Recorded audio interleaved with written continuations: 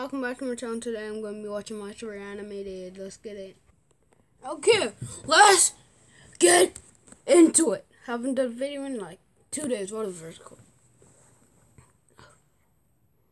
Hi there, I'm Mike. Thanks Hi, for Mike. joining me. Today, for My Story Animated, I'm going to tell you how I pretended to be a policeman to date girls. I went all the way. Idiot. You get arrested. You're getting arrested. Wore a uniform. You won't believe how fast the seemingly innocent joke escalated. Things became too dangerous, too fast. From day one, as I walked on the streets, people looked at me with respect. Some of them even bowed as they saw me. It didn't take more than 2 days to realize the power that uniform had. I saw a dude about to cross the street and told him to wait for the sign. He looked at me really scared and waited. No questions asked. Why? He lowered his gaze. A speeding car slowed down as it passed next to me. This was so much fun. I saw a couple of hot girls walking in my direction, and I stopped them and asked them for their IDs. They didn't seem scared. They even smiled at me and offered me their phone numbers. That night, my ex-girlfriend was throwing a party at her house. Why? She'd broken up with me in front of the entire school, so I decided to show up for a little payback. I dressed as a cop, and as I walked over there, I started to see some people gossiping and going away from the party. I entered the house and shouted, "Police, hands up!" Before they even cared to see who I was, they were already on the run. The house was empty in no more than 2 minutes. Nancy, my ex-girlfriend, appeared not knowing what was going on, and when she saw me, her jaw dropped. She said, "Mike, what the hell?" I laughed hard in her face and said, "Oh, I wasn't invited?" Before she could answer me, I was already walking out of the house. "You'll pay for this," I heard her shouting in the distance. The next day, I decided to call on one of the girls that gave me her phone number the day before. We went out for a drink. I was wearing the police uniform to look cooler. She took a picture of us and tagged me on Instagram. Nancy would probably see it.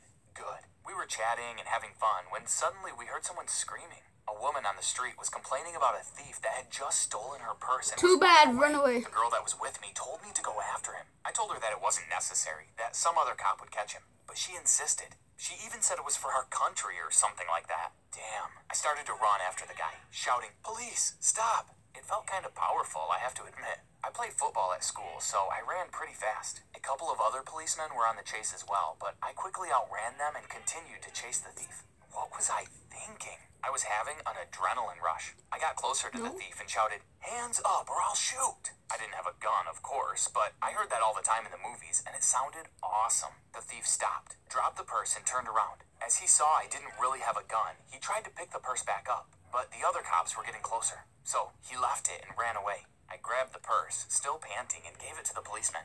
"It's your catch," one of them said, and gave it back to me. "You should give it back to the lady. That would definitely make me look good in front of my date." We got back and I gave the purse to the woman. Nope. There this is bursted over. into No, this applause, video and is my over. date Done. We're kissed done. me. It was so cool. But 2 seconds later, one of the cops said we should head back to the station to write the report. What? What report? I acted naturally in front of the girl, but I had no idea what they were talking about. No. I told her we would have to reschedule our date for another time and kissed her in front of everyone. I was starting to feel uncomfortable in the uniform. I felt taller. We arrived at the station and the chief of police came to congratulate me. I was scared for a moment, thinking that they might find out I didn't belong there. But he didn't care about that. He started to say that I was a great example for the station and that he needed more brave men like me. It was awesome. I felt huge. But then he said they had an operative that same afternoon and that he wanted me there. I was shocked. I didn't know what to do. Things were escalating fast. I couldn't tell him I wasn't really a cop. That would be the confession of a felony. And I already was inside the police station, so they would surely lock me down. I had to play along. They took me to a conference room with all the other cops, and the chief started to talk about the strategy for the operative. As I heard the words marina, containers, and mafia, I started to get really scared. Then he started to talk in some sort of code as he pointed at us. Alpha, Echo, Tango, Foxtrot. He was talking so fast. What the hell was he talking about? Later, I discovered that those were code words for the alphabet, but I had no idea why he was using them. He separated us into teams of 4, and we all went to change our clothes. I followed them and did exactly as they did. They gave me a bulletproof vest, and I had to hide my shaking hands as I put it on. I remembered my date with that gorgeous girl from that morning, and now it seemed like years ago. With the rest of the team, we got inside a van. They were all dressed in black from head to toe, but they were chilling and making jokes, so I relaxed a bit.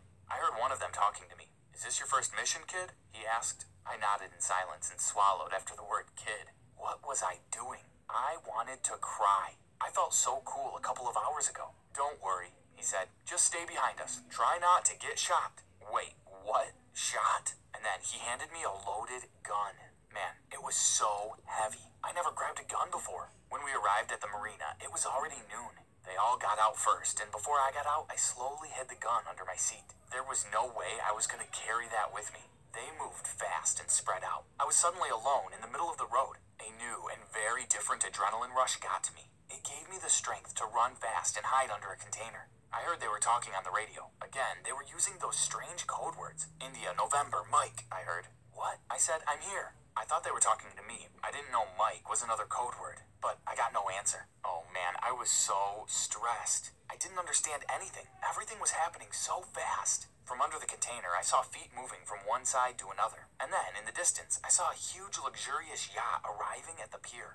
That's them, let's go, I heard on the radio. But I was alone, and I was definitely not going to get out of my hiding spot. I saw the rest of the team as they got closer to the yacht. And then, the shooting began. I covered my ears and hid again. The sound of the gunfire was so loud. Something inside me told me it was not a good idea to stay there anymore. So I got up and ran away from the shooting as fast as I could. My mind was blank. I couldn't think of anything but surviving. After a couple of minutes, I saw that someone was running in front of me, and as he saw me, he started to run faster. I thought he was running away too, so I followed him. It didn't take me long to reach him, and when he saw how close I was, he stopped, turned around, and tried to hit me. The adrenaline in my body had improved my senses and my reflexes. I kind of felt like Spider-Man. I didn't know how, but I dodged the No, you're not fist that was coming Spider-Man, fast towards idiot. my face, and You ain't without even Spider-Man. I closed my fist and hit him instead. The guy fell to the floor in a Nigga, you second. ain't Spider-Man? Move again.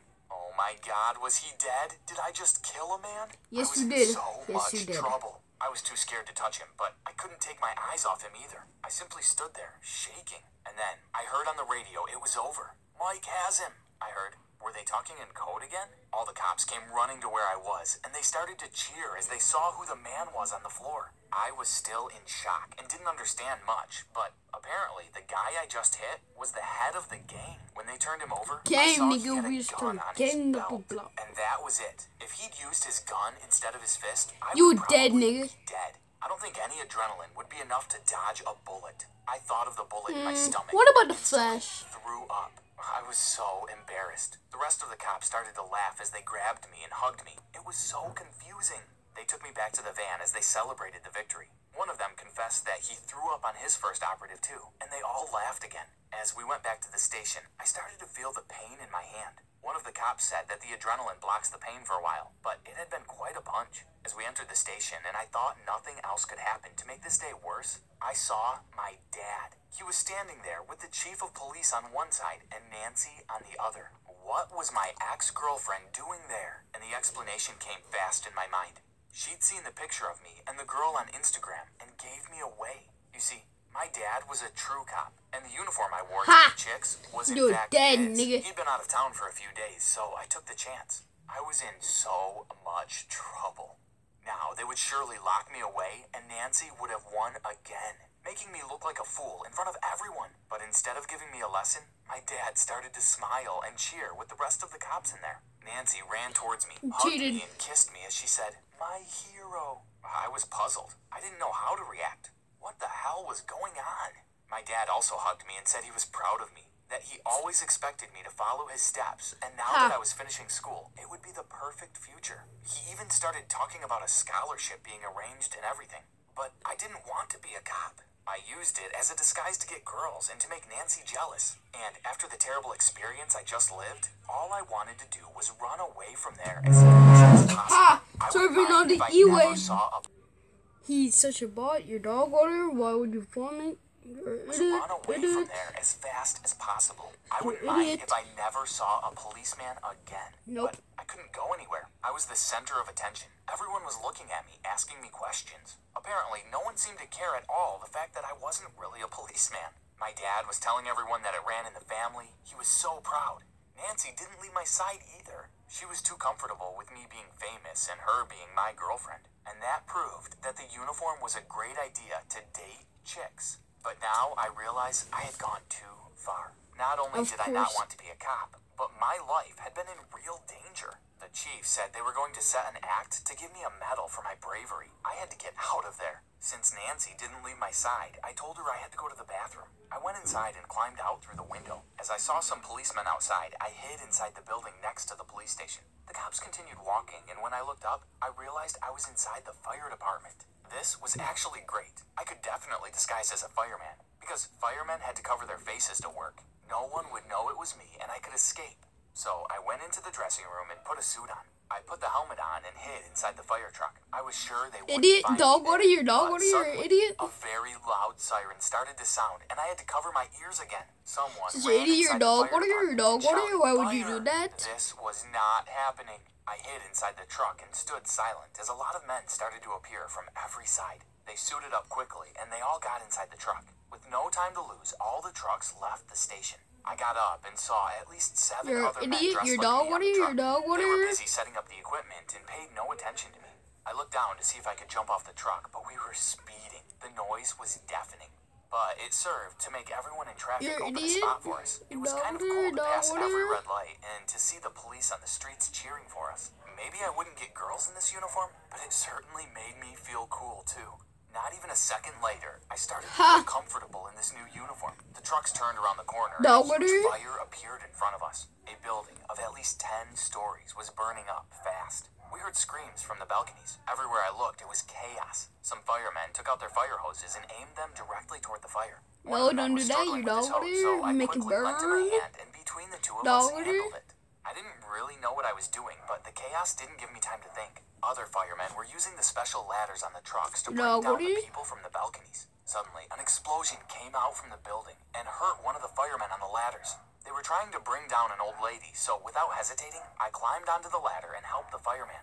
We brought down the old woman just in time to see the whole building collapsing. She was the last one. Everyone was safe. With the furious water coming out of the hoses, the fire was finally extinguished. As the ambulances appeared to help the wounded, I saw a million reporters arriving at the scene. Dog, what I are had you? to A run away. million? I couldn't let my face be seen. But as I walked slowly away, a few firemen grabbed me and started to jump in celebration. They took each other's helmets off, and I couldn't hold on to mine in time. Damn. My face was now clear in front of the cameras. My father was probably seeing it. I wanted to die. Apparently, this was the day of the hero, but I didn't feel like one. Your I felt hero? ashamed. No. I didn't deserve Dog, what their do you watch love. next? I An realized that all ambulance? my life, I'd lived surrounded by anonymous heroes, and instead of respecting them, I used to make fun of them, not knowing to You're what an extent idiot. they risked their lives every day. It You only know took me a what, second dude? to understand. So as the camera was pointing at me and the reporter was offering me the microphone, I said exactly that. The men around me were the true heroes, the men that dedicated their lives to serving and protecting others. Not only firemen, but the Idiot. policemen as well. No. I learned the hard way why those uniforms were powerful and what they really represented. You're an Of course, idiot. people No, would what? look at them with respect and fear. Of course, girls would want to date those brave men. But I also realized that they weren't jobs for me. I've tasted a sample, and I wasn't ready to dedicate my life to any of them. It was an act of cowardice, I knew. But trust me, real life has nothing to do with the movies. As I saw the reporters and the audience shift to other firemen, and as I heard the police sirens in the distance, I realized it was time for me to disguise and escape No, one last time. you're I saw a medical idiots. gown inside one of the ambulances, so I got in, closed the door, and changed. Then I opened the back door, left the fireman uniform on the street, and got inside. How the does passenger that seat of the happen, you ambulance. idiot? I saw my dad's car passing the ambulance, so I lowered my head and hid. I sighed, and a second later, I heard on the ambulance radio that there had been an accident a few blocks You away. idiot. I opened the door to get out, but the paramedic got inside on the driver's seat and said, "Great to see you're free. Let's go." Oh man, can this day get any worse? I didn't dare answer that as the ambulance left at full speed. Okay. Okay, that's gonna be the end of the video. I'm gonna see you guys later.